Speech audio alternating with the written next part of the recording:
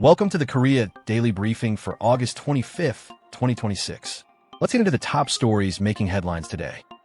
In Seoul, conservative politicians sharply criticized President Lee Jae-myung's diplomacy at a National Assembly seminar on Tuesday, warning South Korea risks being sidelined in any U.S.-North Korea deal.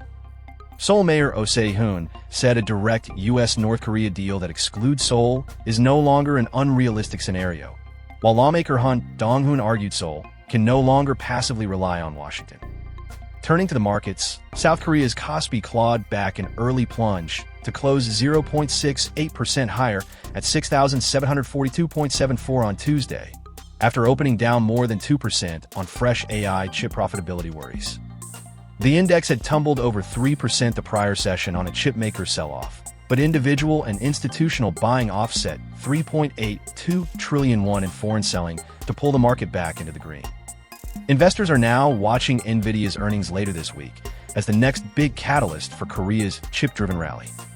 In entertainment, Stray Kids made Billboard history this week as their new mini album This and That debuted at #1, the group's 9th consecutive Billboard 200 chart topper.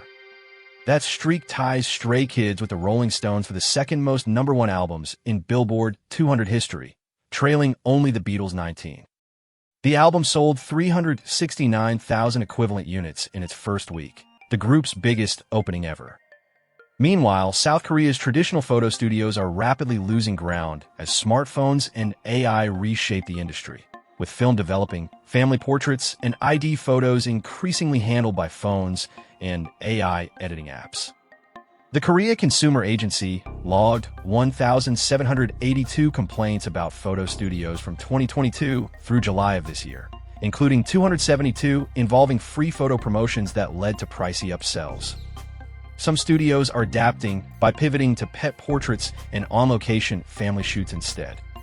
And finally, in sports, the KBO moved up its expanded roster rules by a week, letting teams register 30 players and field 28 starting today, instead of the usual September 1st start.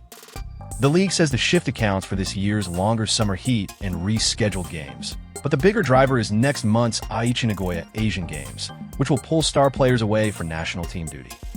That's all for today's Korea Daily Briefing. Thank you for watching.